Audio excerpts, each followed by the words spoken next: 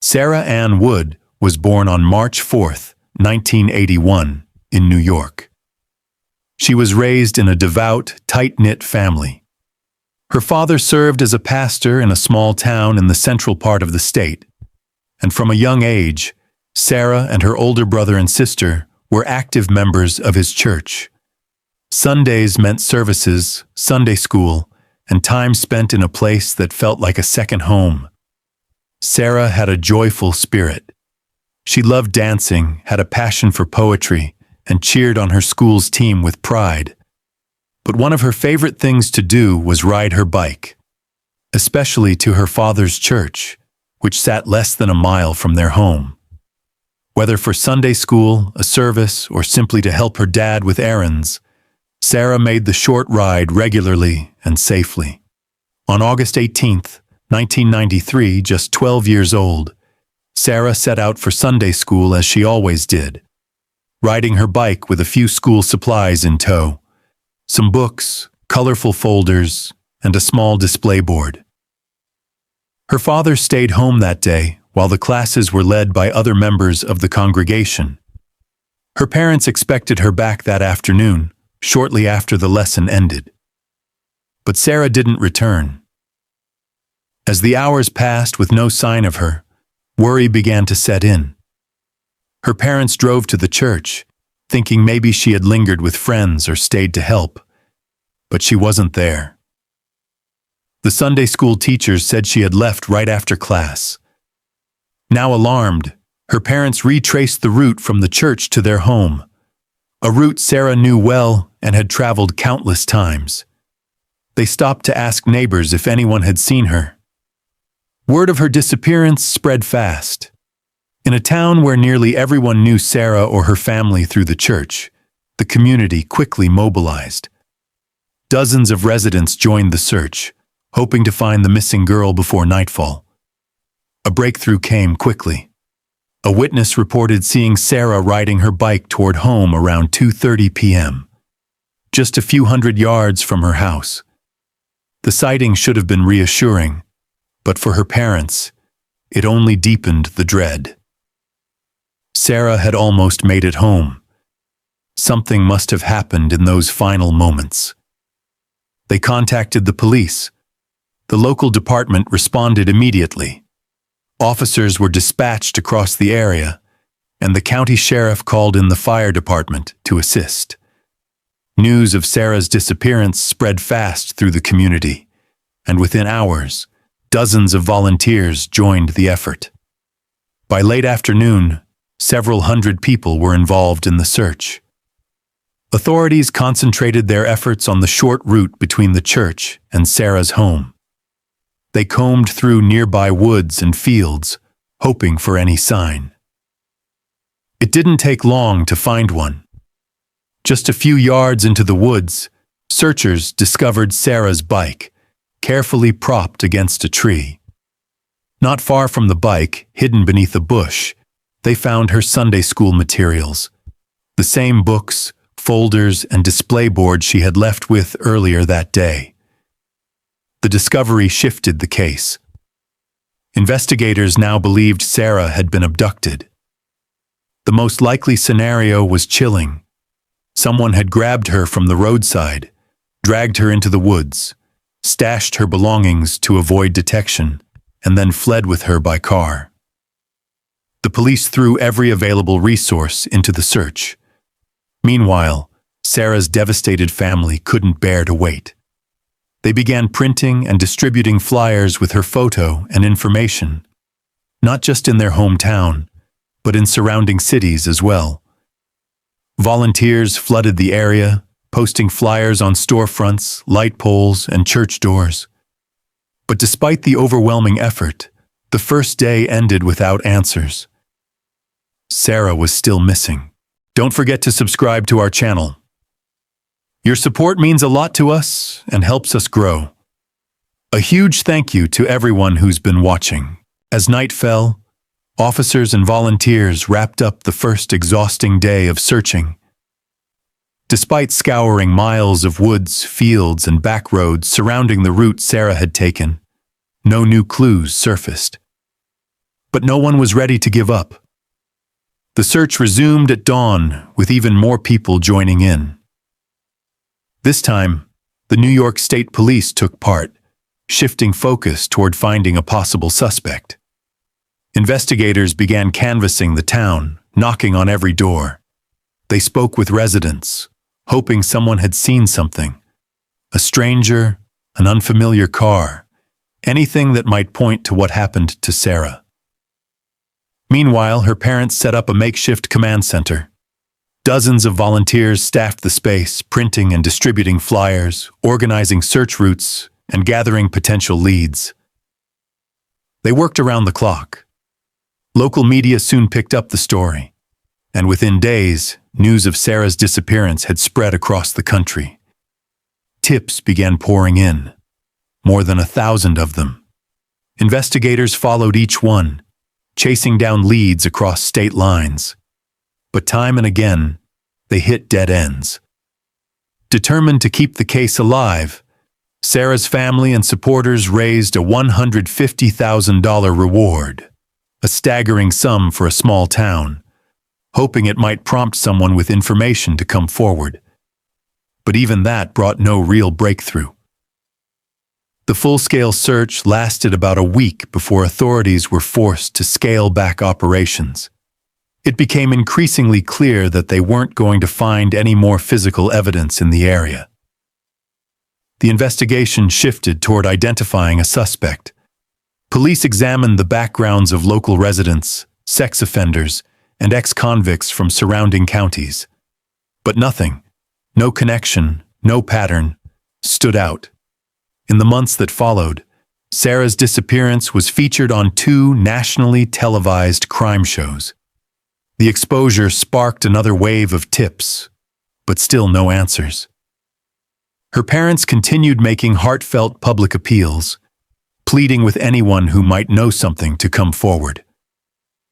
For nearly 6 months, the case remained at a standstill. Then, out of nowhere, something completely unexpected happened. On the morning of January 7th, 1994, 12-year-old Rebecca set out from her home in a quiet Massachusetts town, walking her usual route to school. It was just another day, until she noticed a man walking alongside her on a deserted stretch of road. He said something, but Rebecca couldn't hear him. She had her headphones on. When she removed them, everything changed. The man pulled out a gun and calmly told her that if she followed his instructions, he wouldn't hurt her. Grabbing her by the jacket, he walked with her down the road. Rebecca, terrified, said nothing. She didn't scream. She didn't run. But deep down, she knew that doing everything he asked might not save her. Then she noticed something. He was steering her toward a car. That's when Rebecca made a split-second decision. She faked an asthma attack, gasping and clutching at her chest. As she sank to the ground, the man released her jacket, grabbing instead at the straps of her backpack. Still pretending to struggle for air, Rebecca waited for just the right moment, then slipped out of the backpack and ran. A few hundred yards ahead, she spotted several adults. Sprinting toward them, she cried out that someone had just tried to kidnap her. Meanwhile, her would-be abductor jumped into his car and sped off, taking her backpack with him. One of the adults who heard her story didn't hesitate. He got in his own car and followed the suspect, tailing him long enough to get a good look at the vehicle. After several minutes, he pulled into a gas station and called the police. He gave officers a partial license plate number and a description of the car. Rebecca provided a detailed account of her attacker's appearance. Police launched a manhunt, checking vehicle records and sending out alerts to nearby jurisdictions. That same evening, their efforts paid off. Later that evening, an officer patrolling a small town just a few miles away spotted a vehicle that matched the suspect description. The truck was parked outside a modest home. The officer approached the house, knocked on the door, and asked the occupants who owned the pickup. An older man inside explained that the truck belonged to him, but he hadn't driven it in some time. He had lost his eyesight, he said, and could no longer operate the vehicle. Instead, he allowed his neighbor, 43-year-old Louis Lent, to use the truck in exchange for helping around the house with repairs and chores. Lent, a local handyman, was inside at the time. He told the officer that he hadn't used the truck that day, only the day before, and claimed he knew nothing about any attempted kidnapping. He described himself as a devout Christian who spent most of his time in church and said he would never harm anyone. Still, the officer asked him to come down to the station for questioning. Lent agreed. At the station, he repeated his story, denying everything. But investigators were already working behind the scenes. They took a photograph of Louis Lent and included it in a photo lineup alongside images of other men. Rebecca, along with several adult witnesses, was asked to make an identification. There was no hesitation. All of them picked out Lent. Rebecca, who had come face to face with her would-be abductor, said she was absolutely certain. It was him. With that, detectives obtained a search warrant for Lent's property and the two vehicles connected to him. Inside the pickup truck, the one belonging to his blind neighbor, police made a chilling discovery. A small bag containing duct tape, a knife, children's sunglasses, and candy. The contents strongly suggested that Lent had prepared for an abduction. In Lent's personal van, parked nearby, they found something even more incriminating: a firearm and Rebecca's missing backpack. But the most disturbing discovery came from inside the house itself. Beneath the floorboards, in a section of the home that was still under construction, investigators found a hidden room, a large underground space, carefully dug out and concealed. What it was meant for remained unclear, but its existence sent chills down the spines of everyone involved. With mounting evidence against him, police formally arrested Louis Lent for the attempted abduction of 12-year-old Rebecca. At first, he stuck to his story, continuing to deny any involvement, but it didn't last. Faced with overwhelming proof, Louis eventually broke, and what he revealed shocked even seasoned investigators. He confessed that he had driven to Rebecca's town that morning with a singular purpose: to find a victim. In his vehicle, he carried what he casually referred to as his kidnapping bag, a kit he always kept nearby. Then he explained the true purpose of the secret underground room found beneath his home. His confession was chilling. Louis admitted he was building a fully functional bunker, a hidden prison where he planned to keep abducted girls. His goal, he said, was to kidnap a total of 11 girls, all between the ages of 12 and 17, to fulfill what he described as dark, personal fantasies. Until the bunker was complete, he had no intention of keeping his victims alive for long. His plan was to murder them within days. Inside his home, detectives also found a handwritten list, a collection of names. Upon investigation, police discovered that every name belonged to a child living in the nearby area. It became clear these were his intended future victims. Louis was placed in jail to await trial on charges related to Rebecca's attempted abduction. But investigators weren't finished with him. They continued visiting him in hopes of uncovering more. Then, during one of those visits, Louis made a shocking admission. He confessed to another crime, one committed nearly 4 years earlier. In October 1990, Louis was working as a janitor at a movie theater in the same town where he later attempted to abduct Rebecca. On the evening of October 22nd, as he was leaving work, He spotted 12-year-old James Bernardo riding his bicycle through the theater parking lot. Lewis said it was a spontaneous decision. The lot was empty. No one was around. And just like that, he made up his mind. He had his van, and inside it, his kidnapping kit. And James Bernardo never made it home.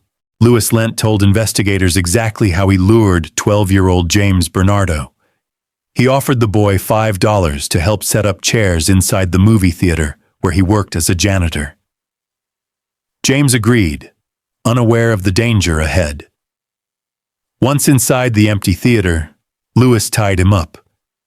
He then drove his van around to the entrance, loaded James and his bicycle inside, and brought them both back to his home.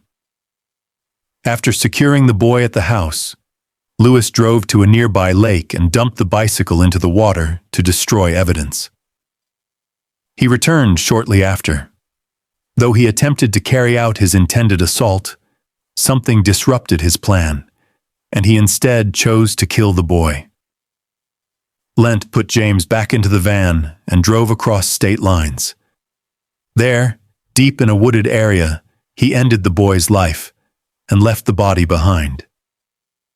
James's remains were discovered not long after by a hunter, who immediately contacted authorities. But for years, detectives struggled to make progress on the case. No suspect stood out. No solid leads emerged. Now, with Lent's confession, investigators could finally piece together what had happened. The level of detail he provided, from the timeline to the exact location of the body, aligned precisely with the original case file. The story sent shockwaves across the country. News spread rapidly. Police now realized they were dealing with a man who had not only attempted to abduct a young girl and built a hidden bunker for future victims, but who had also confessed to a murder long gone cold, one no one had connected him to before. Back in New York, the team investigating the disappearance of 12-year-old Sarah Wood took notice. They reviewed the details of Lent's attempted abduction of Rebecca and requested more information about him. Before this, criminal profilers had already developed a psychological profile of Sarah's likely abductor, and Louis Lent matched it closely. That was enough for investigators to take the next step. They traveled to the prison to speak with him in person. During interrogation, Louis Lent admitted that he frequently traveled to a neighboring state, where several of his close relatives lived. He also confessed that during some of those trips, he deliberately drove through small rural towns, scouting for potential victims. On August 18, 1993, he said, he spotted 12-year-old Sarah Ann Wood. According to Louis, Sarah was walking along a quiet road, pushing her bicycle beside her. He pulled over, got out of his van, and threatened her with a gun. He forced her into the vehicle, tied her up, then returned to the roadside to move her bike and belongings into the woods, just far enough that they wouldn't be found immediately. He then drove for hours, taking Sarah hundreds of miles away into the mountains. Eventually, he stopped in a remote area near a large lake. There, he claimed, he ended her life and buried her body. But his account included a chilling admission. He wasn't sure if Sarah had truly died or if she had only lost consciousness when he buried her. Despite providing investigators with a highly detailed account of the abduction and events that followed, details that matched the known timeline and physical evidence, Louis refused to reveal the exact location of Sarah's burial. Still, authorities acted swiftly. Based on Lent's confession, they organized a massive search around the lake he had described. Hundreds of volunteers joined the effort, alongside park rangers, local law enforcement, and even members of the military. But the search came with enormous challenges. The lake covered a vast area, and months had passed since the alleged burial. Vegetation had grown, terrain had shifted, and any markers Lewis may have remembered were long gone. Despite several weeks of intensive searching, no trace of Sarah or her belongings was ever found.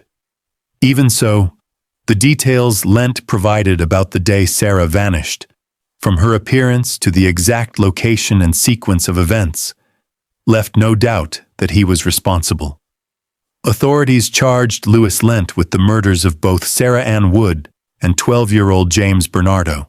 In January 1995, Lewis Lent was sentenced to 17 to 20 years in prison for the attempted abduction of 12-year-old Rebecca. Then, in June of that same year, his trial for the murder of James Bernardo began. Standing before the judge, Lewis pleaded guilty. Privately, he told his attorney he also wanted to confess to the murder of Sarah Ann Wood. But when he entered the courtroom and saw Sarah's parents sitting there, something shifted. He backed down and stayed silent. 9 days later, however, in an empty courtroom away from public eyes, he finally admitted the truth. He had killed Sarah. Despite this, Lewis continued to withhold the one thing her grieving family needed most: the location of her body. Even in the face of emotional pleas from Sarah's parents, he remained unmoved. Eventually, prosecutors offered him a deal. If he disclosed where Sarah was buried, they would transfer him to a state prison, something Lewis had long requested, rather than a federal facility. He agreed to the terms and began cooperating. Lent identified a specific area near the lake and even drew a rough map to guide investigators. Detectives requested to bring him to the site to assist in the search, but his attorney strongly advised against it, and he remained behind bars. Despite harsh winter conditions, police launched a full-scale operation. Search teams combed through the snow-covered landscape with heavy machinery, cadaver dogs, and hundreds of volunteers. But the effort came up empty. Months later, with the arrival of fall, authorities returned to the site for another round of searching. Again, with no results. Detectives pushed Lent for more precise details, hoping he might crack under pressure, but he refused to give up the exact location. Frustrated by his refusal to fully cooperate, the prosecution withdrew the deal. On April 11, 1997, Lewis Lent was sentenced to 25 years in prison, the maximum the court could impose without the recovery of Sarah's body. The judge made one thing clear: had the remains been found, he would have pursued the death penalty without hesitation. During Lewis Lent's trial, his defense attorney didn't contest his guilt in any of the 3 cases. Instead, he tried to reduce the severity of the sentence by arguing that Lent suffered from an undiagnosed mental disorder. He claimed his client heard voices and believed he had made contact with aliens, but court-appointed mental health experts found no evidence to support those claims. Their conclusion was firm: Lent was not mentally ill. Most likely, they said, he was faking, trying to manipulate the system to avoid harsher punishment. After the sentencing, detectives continued to visit Lent in prison, hoping he might finally reveal the location of Sarah Wood's remains or admit to additional crimes. For years, he said nothing, until 2013. That year, Lewis Lent unexpectedly confessed to another murder. He admitted to abducting a 16-year-old boy with developmental disabilities on November 6, 1992. The teen had been riding his bike to his grandmother's house when Lent forced him into a van. Lent claimed he killed the boy and later disposed of the body in a lake. Though no official charges have been filed in that case, investigators were able to confirm many details of Lent's confession. It was a case he had long been suspected of, now finally admitted by the killer himself. Today, Lewis Lent is 73 years old and remains incarcerated, serving his sentence for 2 murders and one attempted abduction. Sarah Wood's family has never given up hope. They still believe that one day Lent will reveal where he buried their daughter, or perhaps finally break his silence before his death. Until then, they continue their tireless work in her name. What began as a small effort to distribute flyers and gather tips in the wake of Sarah's disappearance has grown into a full-scale center dedicated to helping find missing children. Over the years, their mission has expanded across the country. In 2017 alone, their efforts contributed to reuniting 399 children with their families. To honor Sarah's memory, the family also organizes an annual bike ride. What started with just a handful of participants has grown into a major event, now drawing thousands. It raises not only awareness, but also critical funds to support families searching for missing loved ones. As for law enforcement, their determination hasn't wavered. Despite Lent's continued refusal to reveal Sarah's final resting place, investigators remain committed. They still plan to search every location he pointed to, and won't stop until they bring her home. Share your thoughts on this story in the comment section. And don't forget to hit the like button and subscribe if you enjoyed this video. Thank you for watching.